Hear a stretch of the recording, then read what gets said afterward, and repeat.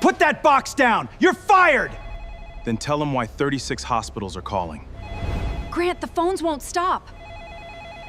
At 6:20 on Friday morning, the first phone rang at the operations desk of Stonebridge Cold Chain Center. Tessa Moore answered with one hand on the overnight dispatch sheet, expecting a driver asking for a dock assignment or a hospital reporting a delay. Instead, a woman from Oak Valley Heart Institute asked, "Who is Elijah Brooks?" Tessa opened the employee directory. Elijah's name appeared in gray. Access revoked at 10:40 the night before. Employment terminated for operational disruption and failure to follow direction. "Why are you asking?" Tessa said. "We received a red line notice on lot X 730, the pharmacist replied. "Those trays were scheduled for cardiac care before 7. The notice says Elijah Brooks ordered a 24-hour hold." Before Tessa could answer, a second line lit up. Mercy Ridge Medical Center. Then a third. Then 2 more. By 6:28, every light on the console was active. The callers came from 5 states, but their questions were nearly identical. Who was Elijah Brooks? Why had he stopped the shipment? Had Harbor Point confirmed the medicine was safe? One hospital had moved its boxes into quarantine. Another had a sealed shipment waiting outside its pharmacy. A third had been told not to touch the temperature labels until an independent inspector arrived. Tessa began writing hospital names down the margin of a route sheet because the electronic log could not keep up. At 6:40 she counted 36. All had received the same instructions. Do not use lot AX 730, preserve every seal. Do not alter the scan history, and wait for samples taken from the delivered product itself. The notice carried one name: Elijah Brooks. Grant Whitaker entered while Tessa was listening to a pharmacy director explain that one shipment had arrived but had not been opened. Grant was more than an hour early. His suit was pressed, but one cuff sat higher than the other. He stood behind Tessa and read the list. "Stop taking these calls," he said. "Route them to corporate communications." Tessa covered the receiver. "They aren't coming through the public line." "Then route them manually." "I can't. They're coming through red line." Grant's jaw tightened. Who activated that channel? Tessa opened the alert record and turned the screen toward him. Independent safety hold activated. Duration, 24 hours. Steward, Elijah Brooks. The phones kept ringing. "He no longer works for Harbor Point," Grant said. Tessa checked the original dock hold. Elijah had placed it hours before his termination, while he still had authority to stop the shipment. He was still an employee when he documented the risk and placed the original hold. Grant placed one hand on the back of her chair, firm enough to remind her who controlled the room. "You will not discuss his termination. Send every caller to corporate. They already know about the hold. They know what the notice says." His voice stayed level, though the calm sounded assembled rather than natural. That is not the same as knowing what happened. Across town, Elijah Brooks sat alone in a 24-hour diner near the hospital where Camille had once worked. He still wore his dark blue warehouse shirt under a worn jacket. The termination letter lay folded beside cold coffee. Camille's old employee badge rested on his shift notebook, scratched from years of use. His phone vibrated against the table, stopped, then began again. He did not turn it over. He had not slept. Less than 8 hours earlier, 2 security officers had walked him through a side exit and told him his access to Stonebridge had ended. Less than an hour after that, he had made the 4-minute call now moving through 36 hospitals. He had not asked for his job back. He had not asked anyone to punish Grant. He had not asked Harbor Point for money or an apology. He had spoken in the careful tone of a man placing facts where no one could later claim they had never existed. Stop the trucks. Preserve the temperature records. Test the medicine that actually traveled on them. That final instruction was the reason the call mattered. Harbor Point kept a sealed reference case from every lot inside its controlled storage room. Testing that case would be easy. It would also prove almost nothing about the medicine that had spent hours on 3 trucks. Elijah knew that. Someone else knew it too. By sunrise, 36 hospitals were asking his name. What they did not know was why Harbor Point had fired the one man who insisted the samples come from the road instead of the warehouse. 4 days before 36 hospitals began calling his name, Elijah Brooks stood at the back of a glass conference room while Grant Whitaker introduced someone else as the mind behind his work. A hospital audit team had arrived at Stonebridge that Monday morning to review Harbor Point's cold chain controls. 3 pharmacy directors, a compliance officer, and 1 biomedical logistics specialist sat around the table with printed copies of the receiving checklist Elijah had spent nearly a year building. He had written the sections on interrupted temperature data, physical signs of thaw and refreezing, center replacement, and the exact point when a receiver should place medicine on hold even if the central system showed green.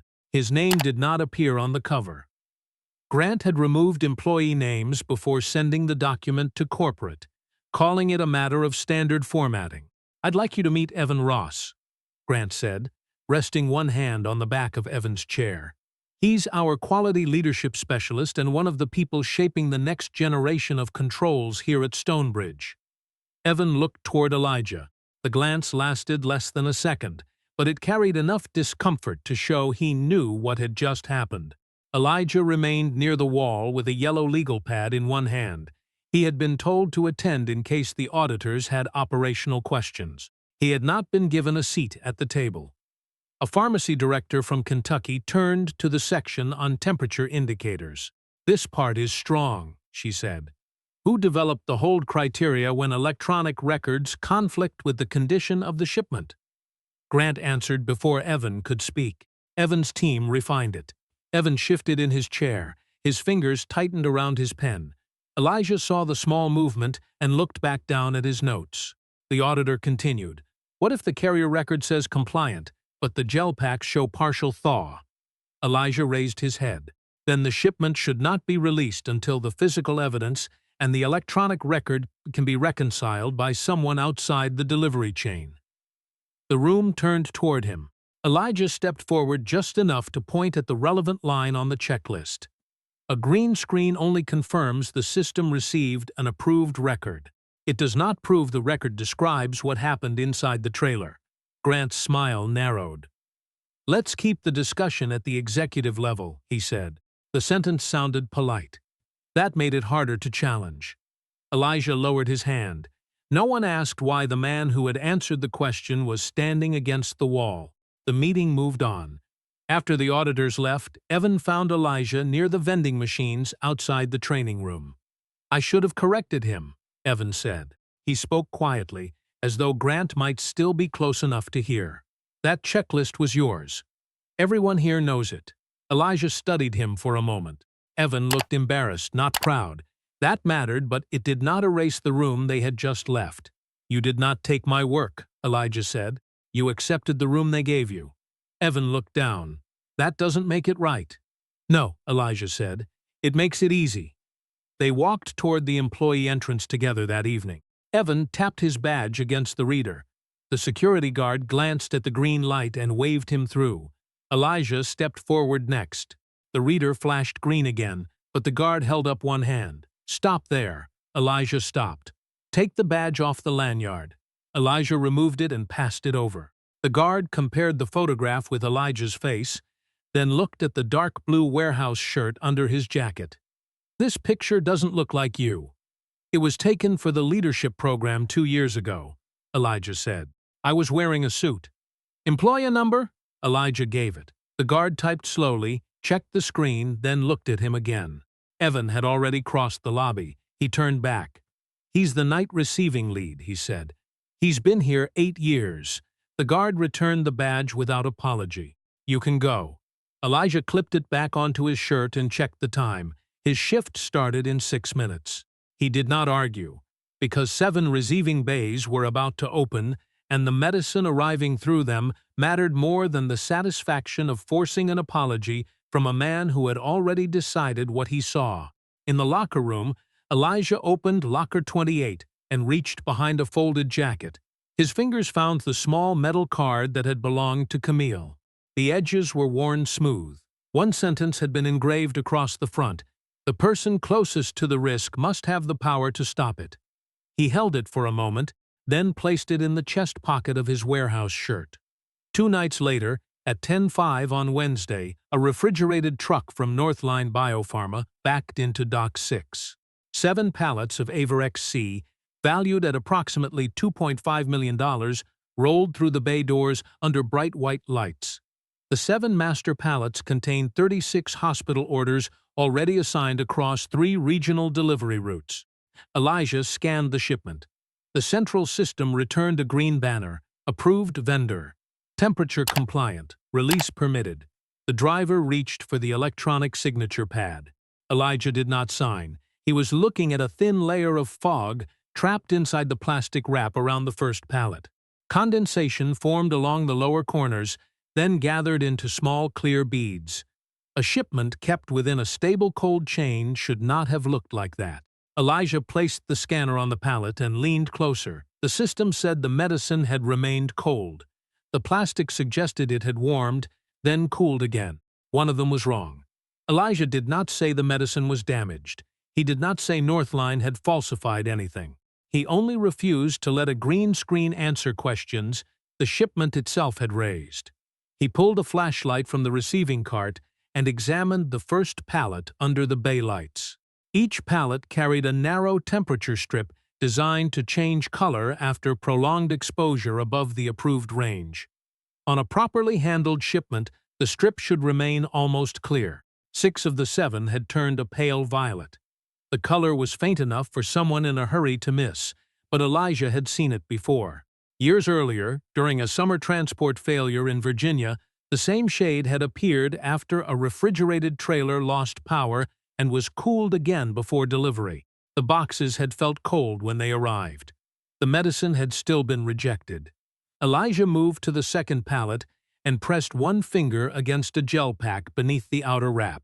Large ice crystals had collected along one side, leaving the other side cloudy and soft. Gel packs frozen once formed a smooth, even surface. These looked as though they had partly melted, shifted during transport, then hardened again. The driver watched him with growing impatience. "The system cleared it," he said. "I've got another stop after this." Elijah did not look up. "The system cleared the record. I'm checking the shipment." He examined the data sensor fixed to the pallet frame. The adhesive around its edges looked brighter than the surrounding label, clean where the cardboard beneath it had already gathered dust. Someone had attached it recently. Elijah compared the printed sensor number with the number listed in the electronic manifest. The final 2 digits did not match. He checked the next pallet, then the next. The discrepancy appeared only on the lead unit, but the entire shipment had traveled under the same transport record. Elijah opened the route history. Northline's truck had left its regional transfer site at 4:10 that afternoon and arrived at Stonebridge at 9:50. The temperature graph showed a steady line for the first hour, then nothing for nearly 2 hours. When the data returned, the trailer temperature appeared normal again. At the bottom of the screen, a management note allowed the system to mark the trip compliant. Carrier data reconciliation accepted. Approved by Grant Whitaker. Elijah read it twice. Reconciliation was supposed to mean that an independent record had filled the missing interval. No document was attached. No external sensor report appeared in the file. Only Northline's own statement that the trailer had remained within range. "I need the paper seal packet," Elijah told the driver. The driver frowned. "That's usually for compliance. Tonight it's for receiving." After a moment, the driver opened the cab and returned with a plastic envelope. Elijah removed the paper log and found the original sensor number written near the top. Someone had crossed it out with a single dark line and written a replacement beside it. There were no initials, no time, and no explanation. Elijah took a photograph through the company inspection tablet, then called Evan Ross. He did not tell Evan what he believed had happened. He turned the camera toward the violet strip. Then the gel packs. Then the sensor label and the gap in the temperature graph. "What would you do?" Elijah asked. Evan went quiet. He asked Elijah to move closer to the adhesive edge, then to show the paper seal record again. "I would hold all 7 pallets until the manufacturer verifies the trip," Evan said. A voice behind Elijah answered before he could. "Good catch, Evan. That's the judgment I want from future managers." Grant Whitaker had entered through the side corridor without his jacket, his tie loosened as if he had come straight from home. Evan's face tightened on the screen. Elijah lowered the tablet. Grant looked at the pallets, then at the dispatch clock above the bay doors. "You've documented your concern," he said. "Now stop turning it into a standoff." Elijah looked toward the driver, who stood beside his cab with both hands in his pockets. Two warehouse associates waited near the receiving station. No one was arguing. No one had raised a voice. The only thing standing between Grant and the shipment was a checklist and the evidence attached to 7 pallets. "He repeated my concern," Elijah said. "Why is his judgment leadership and mine a standoff?" Grant's eyes moved briefly toward the employees watching. "Evan knows how to communicate without making the room defensive." Elijah let the sentence settle. Grant had described a reaction no one in the room had shown until he named it. Elijah turned back to the printer and entered the lot number. A red label slid out, "Temp for hold, dough not release." He pressed it onto the lead pallet, smoothing each corner with his thumb. Grant watched without touching it. His expression did not change, but the skin along his jaw tightened. He took out his phone and called Rebecca Sloan. 12 minutes later, Rebecca entered the receiving bay in a long gray coat, her hair pulled back loosely, fatigue still visible around her eyes. Elijah showed her the temperature strip. She leaned closer, then checked a second pallet herself. The pale violet was unmistakable. Her gaze shifted to the missing data, the replaced sensor number, and Grant's approval note. Rebecca kept her eyes on the pale violet strip as if looking long enough might produce an explanation less troubling than the one already in front of her. "Grant," she said, "why was Northline allowed to reconcile its own missing temperature data?" Grant did not answer the question directly. He stepped toward the receiving station and pulled the delivery schedule onto the main screen. 36 hospitals appeared beside projected inventory levels, several highlighted in yellow. "Oak Valley is below its emergency threshold," he said. "Mercy Ridge has been waiting since yesterday. If these shipments miss the morning window, Harbor Point takes the penalties, and hospitals start calling corporate." He tapped another tab. Stonebridge's quarterly on-time rate sat just below its target. "We are less than 1 point from closing the quarter where we committed. Holding 7 pallets over a sensor discrepancy puts that at risk." Elijah watched him move from patient need to contract penalties to performance targets, without once explaining why Northline had been permitted to approve its own missing record. "Call the manufacturer's verification line," Elijah said. Grant glanced at the clock. "It's after business hours." "Then the shipment waits until morning." The words were calm, but they closed the distance Grant had been trying to create between the evidence and the decision. Grant turned toward him. 3 trucks are already scheduled. If they do not leave before 4, hospitals may not have enough Everex C for the morning. "Then put that in writing," Elijah said. "State that you are releasing all 7 pallets after a temperature hold with an unexplained data gap and a changed sensor number." Grant's expression tightened. "I am not drafting a legal statement on a loading dock. You are asking me to sign one." Rebecca moved to the 3rd pallet and checked its strip. The same pale violet ran through the center. She pressed the gel pack and felt the uneven crystals beneath the plastic. Her face changed only slightly, but Elijah saw the calculation behind it. She knew the shipment should remain where it was. She also knew Grant controlled the regional budget, staffing recommendations, and the next executive review of her division. "What if we hold 1 pallet for testing," she said, "and release the other 6 under conditional approval?" Elijah looked at her. They traveled on the same truck under the same missing record. 1 pallet would give us a reference. A reference for what? The only one that stayed behind. Grant exhaled and looked at Rebecca as though Elijah had confirmed something they had discussed before. "This is what I mean. He does not know when to stop pushing." Elijah's hands remained around the checklist. He had not stepped closer.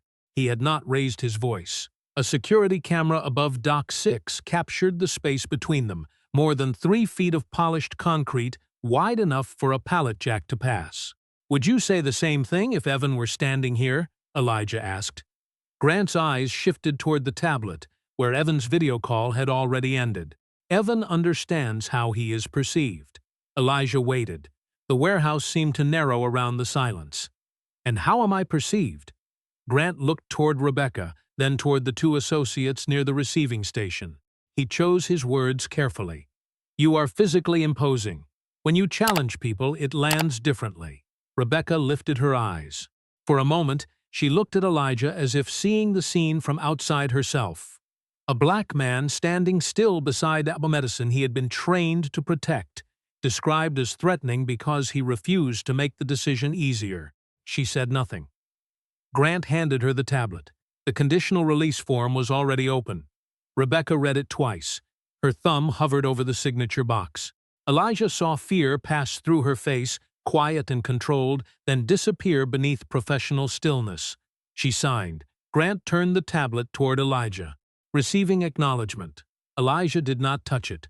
My name does not go on a release, I opposed. Grant stared at him, then reached for the red hold label on the lead pallet. He peeled it slowly from one corner, careful not to tear it. The adhesive released with a soft rasp. Grant folded the label once, then again, and slipped it into the inside pocket of his shirt. He moved with the neat precision of a man removing evidence while pretending he was only clearing an obstruction. Elijah opened his shift notebook.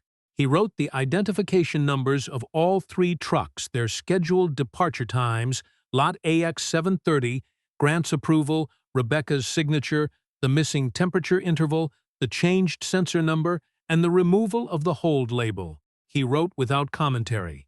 Facts did not need anger to remain true. At 3:38, the first truck left Stonebridge. The second followed 8 minutes later. As the final trailer doors began to close, Elijah saw water gathering at the bottom of a gel pack near the corner of the last pallet. One clear drop fell onto the trailer floor. Rebecca stood beside him, arms folded tightly beneath her coat. The system is not proving the medicine is safe, Elijah said. It is proving someone knows how to make the screen green. The doors closed. The truck pulled away. Grant watched the truck leave. Before anyone independent examined the shipment, he needed Elijah's warning to look unreasonable. Grant Whitaker did not begin with Elijah. He began with the problem Elijah could expose. Northline Biopharma had been in business less than a year when Harbor Point awarded it a major regional contract. In 10 months, Harbor Point paid Northline nearly $7 million. 15 cold chain warnings were later marked reconciled. Grant approved most. Northline also paid consulting fees to a firm once controlled by Dean Wallace and Grant, while Grant's quarterly bonus depended on on-time delivery and the percentage of shipments released without quarantine. Every incentive rewarded speed. In practice, it rewarded silence. 5 employees had questioned Northline before Elijah. 4 were Black or Latino. Their personnel files used the same careful language. Difficult, aggressive, resistant to coaching, poor fit for leadership, creates discomfort. The words sounded neutral beside evaluations of white employees. Those files described initiative, independent judgment, and the courage to challenge assumptions. The facts were often the same. Only the description of the person carrying them changed. Grant knew Elijah's technical record was clean. 8 years at Stonebridge. No safety violations, no failed audits, no unresolved complaints. He had trained supervisors who now outranked him and written procedures executives presented as their own. One disagreement on a loading dock would not be enough to remove him. Grant needed a history. He created one. Between 2:30 and 5:30 that afternoon, 4 disciplinary reports appeared in Harbor Point's human resources system. The first accused Elijah of obstructing deliveries without authority. The second said his language had made managers feel threatened. The third described his refusal to follow a lawful instruction. The fourth claimed he had damaged Harbor Point's relationship with a strategic supplier. None mentioned the violet temperature strips, the replaced sensor number, or the 2-hour gap in the transit record. One report stated that Elijah had moved too close to Grant and used his physical presence to pressure the room. The warehouse camera showed Elijah beside the lead pallet the entire time, more than 3 feet away, both hands holding a checklist. Another report accused him of disrupting operations on a date when he had been in Atlanta for a recertification course paid for by Harbor Point. The company had booked his travel and recorded his attendance. At 5:30 that afternoon, the phrase intimidating conduct entered Elijah's file. The termination meeting would not begin until after 9. Rebecca Sloan received the packet just before 7. She read the first page, then the second. Her eyes stopped on the Atlanta date. She knew where Elijah had been because she had approved the travel request herself. She turned to Grant, who stood beside her desk with one hand in his pocket. The folded red-holed label was still there, though she could not see it. "This date is wrong," she said. "Then correct the date," Grant replied. "The conduct is the issue. The conduct described here did not happen." Grant's expression remained smooth. "You were on that dock. You saw how he handled the situation." Rebecca remembered Elijah standing still while Grant called him imposing. She remembered the water inside the gel pack. She remembered signing the release anyway. "We could wait for the manufacturer," she said. "We could suspend the decision until the shipment is verified." Grant leaned forward slightly. By then, he will have shaped the story. The sentence settled between them. Grant was not worried Elijah would invent something. He was worried Elijah would speak first. Rebecca looked down at the signature line. "If I sign this, the board may ask why the reports were created all at once. If you do not sign it, the board will ask why you allowed a night shift employee to threaten supply for 36 hospitals." He did not raise his voice. Grant controlled the staffing plan, her budget, and the recommendation tied to her next promotion. Rebecca picked up the pen, paused, then signed. At 9:12, Elijah finished checking the final inbound shipment and closed his shift log. His phone vibrated. The message came from Human Resources. "Report immediately to Conference Room C beside cold storage. Formal attendance required." Elijah read it twice. Through the small window, he could see Grant at the head of the table, Rebecca beside him, and a termination packet placed in the empty seat across from them. Conference Room C was colder than the loading dock because it shared a wall with refrigerated storage. Grant sat at the head of the table. Rebecca sat to his right. A Human Resources representative waited on the wall screen. The termination packet had already been printed. Elijah sat down without removing his warehouse jacket. Grant read the accusations: operational interference, refusal to follow direction, intimidating conduct, damage to a strategic supplier relationship. Elijah listened until the last page. Then he asked for the creation times of each report. Grant said those records were internal. Elijah asked for the dock video and the names of the witnesses who claimed they felt threatened. Grant said both could be requested during appeal.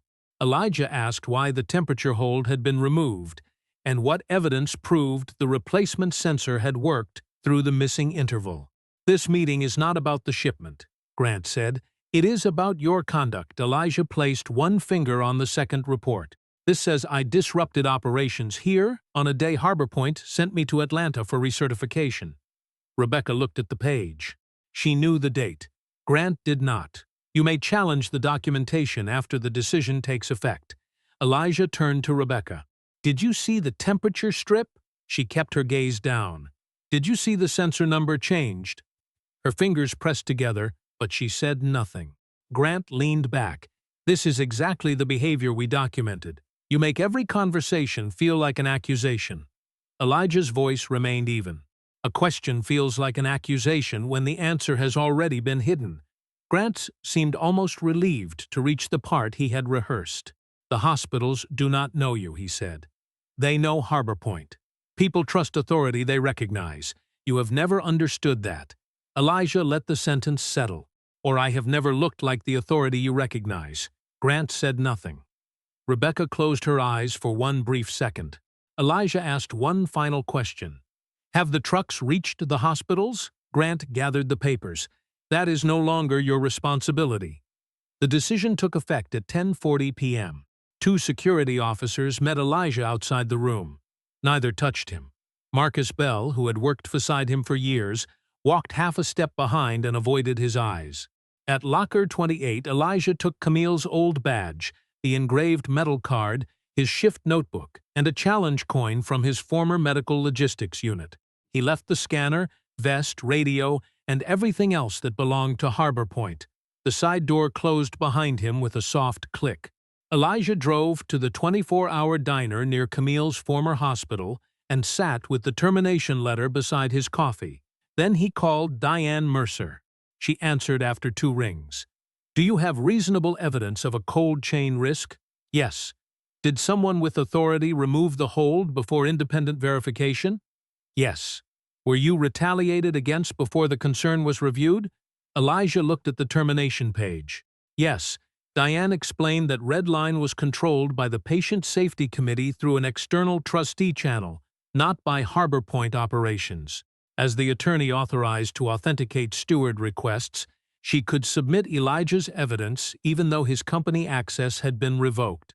The protocol could hold high-risk medicine for 24 hours, preserve records, order outside testing, and notify receiving hospitals. It could not fire Grant, restore Elijah's job, or decide guilt. "What are you requesting?" she asked. Elijah looked at Camille's badge. "Stop the 3 trucks.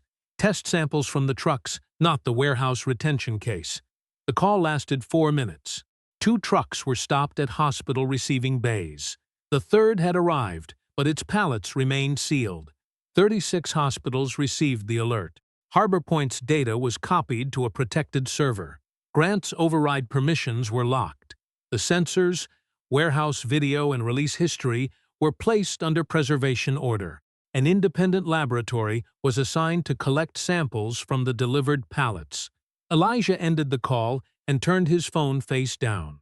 At Stonebridge, Grant was typing an email that said Elijah Brooks would never work in medical distribution again. The next morning, Grant Whitaker discovered the Redline hold when the system refused his attempt to revise the transport record. A red banner covered the screen, "Override permissions suspended pending independent review." For several seconds he sat motionless, one hand still on the mouse. Then he changed tactics. If he could not erase the hold, he would redefine it. He called Harbor Point's internal laboratory and ordered an immediate potency test on 1 box of Avarex-C from the retention case stored inside Stonebridge. The box carried lot AX730, but it had never traveled on any of the 3 trucks. It had remained under stable refrigeration, untouched by the missing temperature interval, the changed sensor, and the partially thawed gel packs. By 9:15, the laboratory reported that the active ingredient met release specifications. Grant forwarded the result to the board under a clean subject line: "No evidence of compromised product." The statement was technically accurate. The sample they tested was not compromised. It also answered a question Elijah had never asked. Grant attached a cost estimate for the hold, a forecast of possible shortages, and a list of hospitals that had not reported visible damage. He described Elijah as a terminated employee who had used a legacy protocol connected to his late wife. He suggested grief may have affected Elijah's judgment and asked the board to examine a possible conflict of interest. One hospital director, worried about losing emergency stock, replied that Harbor Point should release the medicine if the initial test was clean. Within hours, the story began to change. Elijah was no longer simply the man who had identified a risk. In Grant's version, he was a former employee using special access to disrupt a medical network without proof. At 10:30, Grant called Nisha Patel in Data Integrity. "Sensor 24 had a synchronization failure," he said. "Clear the local cache before the audit system duplicates corrupted files." Nisha said she understood. After the call, she opened the metadata instead of deleting it. She found the original temperature gap, nearly 2 hours, preserved beneath the reconciled record. Then she found 14 earlier Northline warnings marked resolved by Grant, and one by a supervisor who reported to him. She opened Elijah's personnel file and saw 4 reports created in the same afternoon. The phrase "intimidating conduct" had been entered hours before the termination meeting. A second report described behavior on a day Elijah was documented in Atlanta. Nisha kept reading. Grant had accepted Northline's own explanation for the missing data without manufacturer verification. The sample sent to the internal laboratory came from the retention case, not the transported medicine. Then she found 2 emails. Elijah had written, Duplicate sensor identification and missing temperature history require manufacturer hold. Evan had written, weeks earlier, sensor mismatch and missing temperature history should be held for manufacturer review. Grant's response to Elijah called him resistant and disruptive. His response to Evan praised independent judgment. Nisha widened the search. Over 2 years, hold requests submitted by black employees had been overturned at almost 3 times the rate of technically similar requests submitted by white employees. She did not label every case discrimination. She built a table instead: same warning category, same risk level, different sender, different management language, different career consequence. The pattern did not need an accusation. It needed daylight. Nisha copied the metadata into the board's independent evidence vault, printed the comparison, and carried it to Rebecca Sloan's office. Rebecca held up Grant's laboratory report before Nisha could speak. The medicine passed. Nisha placed one finger on the sample source.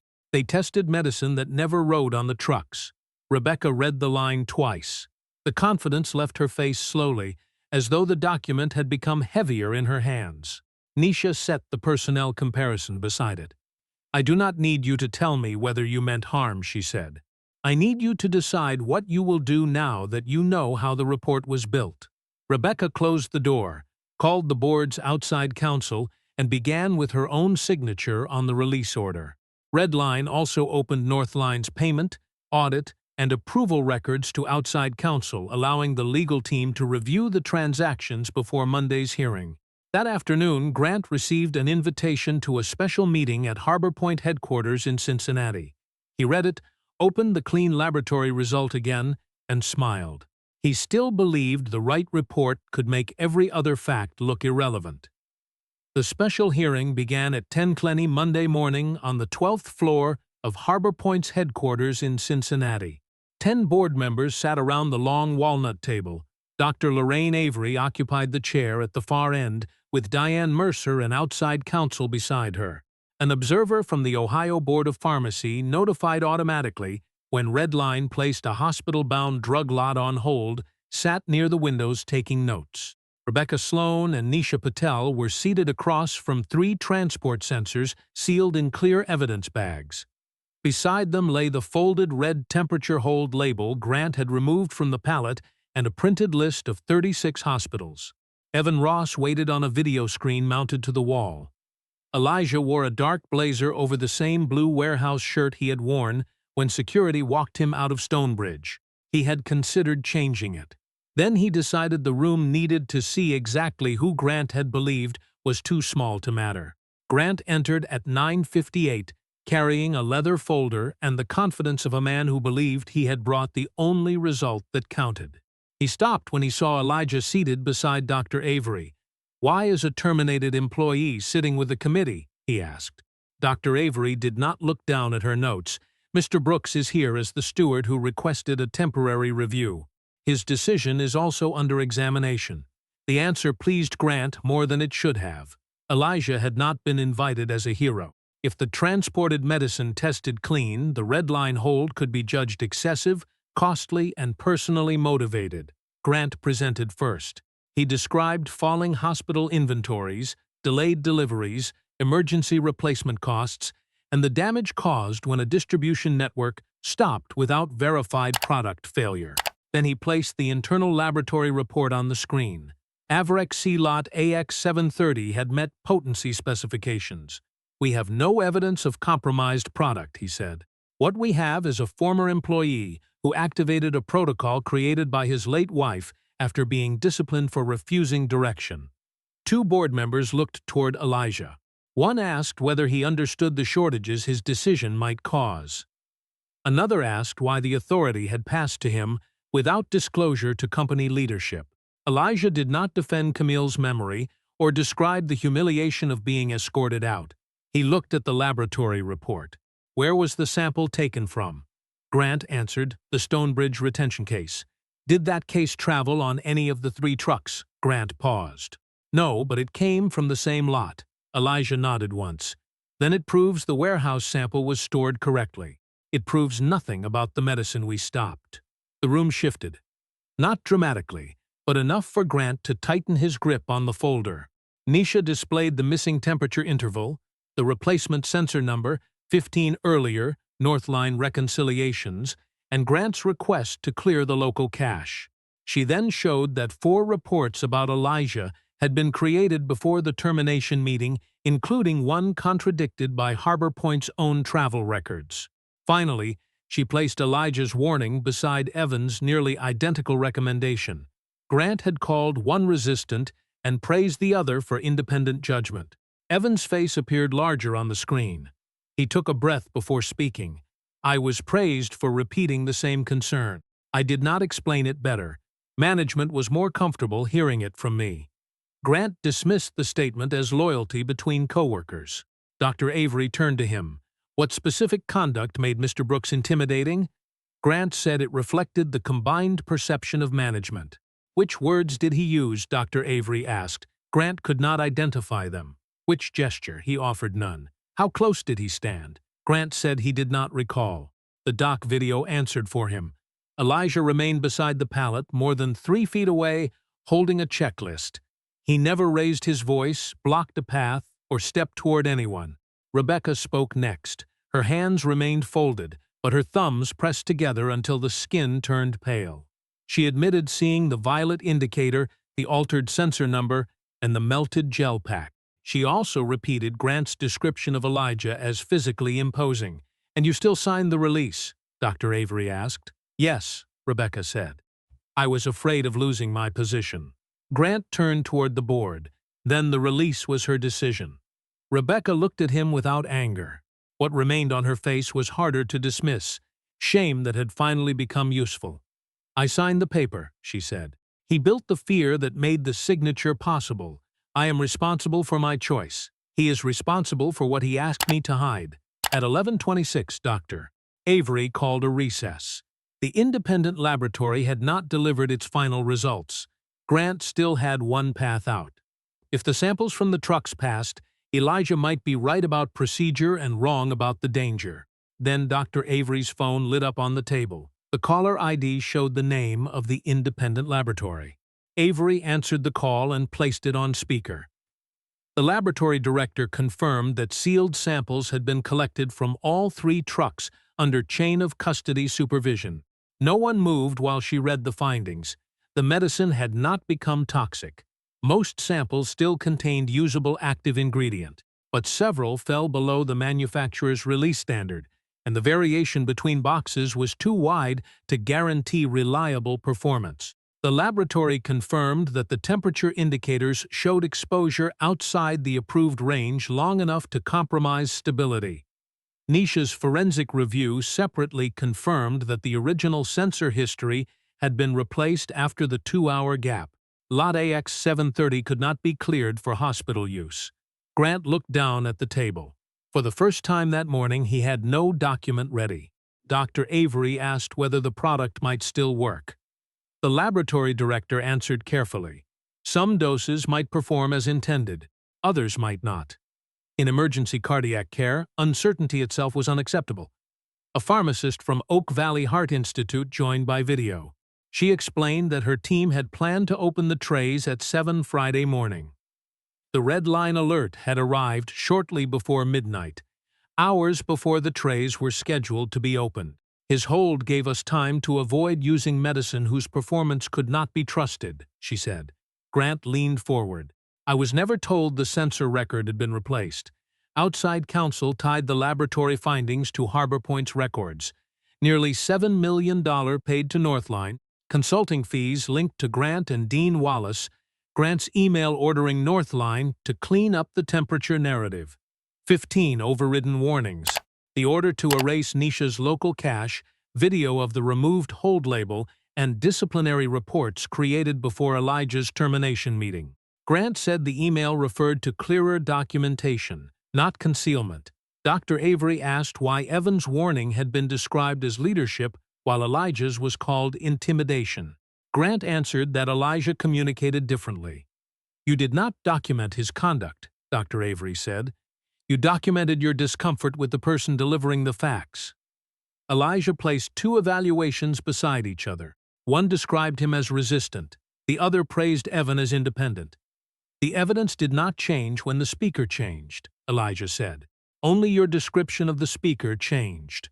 Grant looked toward Rebecca, but she did not lower her eyes.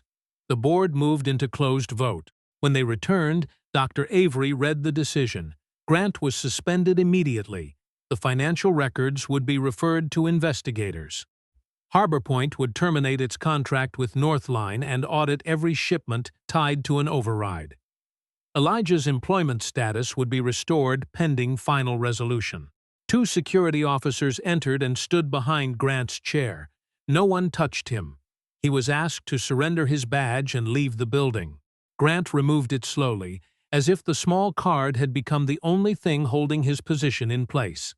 He walked through the same side exit Elijah had used 3 days earlier. The reversal carried no celebration, only consequence. After the hearing, the board asked Elijah to serve as interim regional operations director. He listened, then declined. A title should never be the price of being believed. He told them Harbor Point's failure was not missing his hidden authority.